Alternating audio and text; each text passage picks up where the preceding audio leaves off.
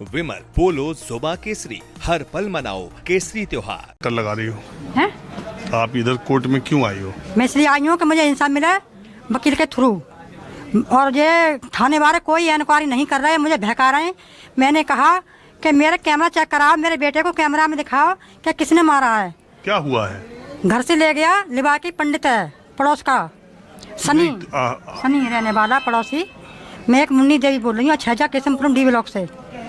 मेरे बेटा को घर से बुलाकर सनी अपनी मोटरसाइकिल पर बैठा के ले गया, और ले आने के बाद में शाम को 6:11 पर कॉल की थी मेरे राहुल बेटा के फ़ोन पे कि तेरे बेटा को मार डालूंगा।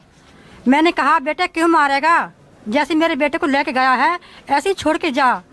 उन्हें इतने ही सुन के फ़ोन काट दिया, और 6:30 पर मेरे बेटा मरा पाया मायावती के एयरपोर्ट के बीच में। पुलिस वालों ने वो मट्टी उठाई। अब कहते हैं कि बुढ़िया तेरे तो कुछ नहीं हुआ। मैंने कही दीमान जी दरोगा जी मेरे कैमरा चेक किए जहाँ कि मेरे बेटा किस तरह से मारा है इसने, सनी ने। तो कह दी बुढ़िया लाइन चालू नहीं है, कैमरा चालू नहीं है, और कैमरा चालू थे। और 36 दिन के बाद मेरे कैमरा चेक किए गए बुलंदशहर में, तो बोले कैमरा वाले कि देखो ये कैमरा 25 दिन तक वो रहती है आईडी, और 25 दिन के बाद में अपने आप डिलीट हो जाती है अम्मा। अब इसमें कोई तुम्हारी सबूत नहीं है। मैंने फिर बोला इस पट्टे दिनेश से कि दिनेश जी मेरी कार्रवाई करो और मुझे कैमरा में दिखाओ कि मेरे बेटा किस तरह से दुर्घटना हुई है। उन्हें कही जा कोई दुर्घटना ना भैया, अपने आप मरा है, हमारे पास तेरे कोई सबूत ना है, एक्सीडेंट का सबूत है। मैंने कि जो आदमी अपने मोटरसाइकिल बैठा के ले गया है और वो कह रहा है मैं ले गया हूँ, मैंने धमकी दी है, वो हंगार रहा थाने में, बयान किए हैं उन्हें थाने में कि हाँ मैं लेके गया हूँ, और तभी मेरी कोई कार्रवाई नहीं कर रहे। कितना दिन हो गया? 26 को 3 महीना हो जाएंगे, और मेरे आज तक कोई पुलिस वाले घर नहीं गए बुलाने पकड़ने के लिए, कोई कार्रवाई नहीं की है, और मुझे धमका के भगा देते हैं थाने में। मैं तो जोगी के पास भी डोले आई। जोगी के पास भी डोले आई। योगी जी तो बहुत हाँ तो बेत मिले नहीं थे मेरे से, मेरे जाने से पहले वे लकट चुके मेरे जाने से पहले मैं कंप्लेंट दे आई थी, मौर्य जी को दे आई, और जोगी के पास भी दे आई। मैं लखनऊ तक गई? लखनऊ तक गई, और मेरी कोई इंसाफ मुझे नहीं मिला। मेरे बेटा का, मेरा 27 साल का मेरे बेटा है, और मुझे जाती नहीं भगा देता थाने वाले कि बुढ़िया यहाँ क्या करने के लिए आई, जा जहाँ हम फ़ोन कर देंगे जा।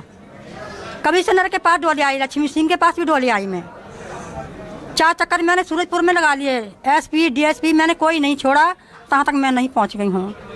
और मुझे रोज आती हो इसी तरह कोर्ट में? मुझे कोई इंसाफ नहीं मिला, मुझे इंसाफ मिलना चाहिए।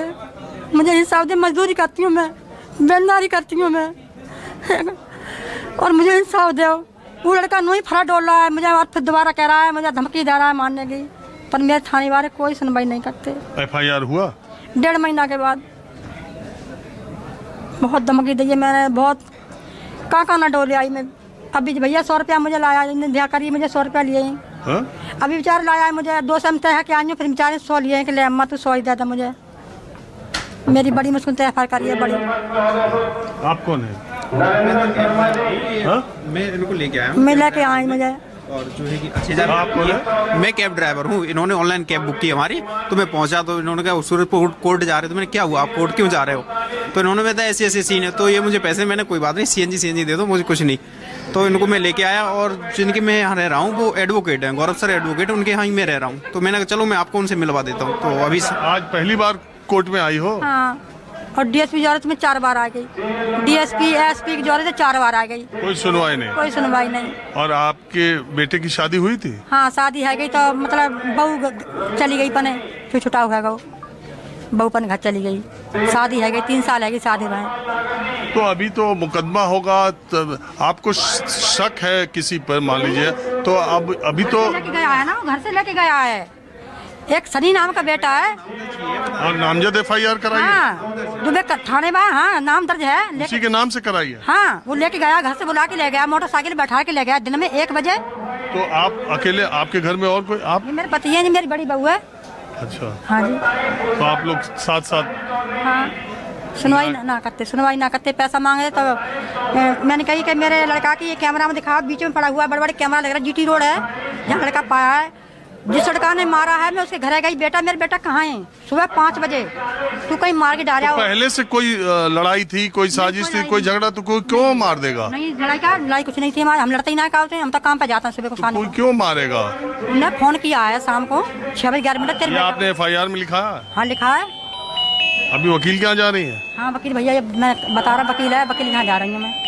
अब देखिए कोर्ट में आने के लिए इन्होंने कैब बुक किया, कैब वाले ने पैसा नहीं लिया, बोला कि चलो हम एक वकील को जानते हैं, आप करवाने ले जा रहे हैं वकील। हाँ मैं तो उनके यहाँ रहता ही हूँ। अच्छा, उन्हीं के यहाँ रहते हैं। उन वकील को पहले से किया हुआ है इन्होंने? नहीं, आज पहले दिन आए? पहली बार। चलिए ठीक, तो मुझे कोई आप देखिए, अब मैं कैसे कहूँ, नहीं कर रहे। इंसाफ तो अदालत करेगी, और इंसाफ थाने का फर्ज होता है ना, थाने का फर्ज होता है। बिल्कुल उन्हें पकड़ने का फर्ज नहीं है ऐसा।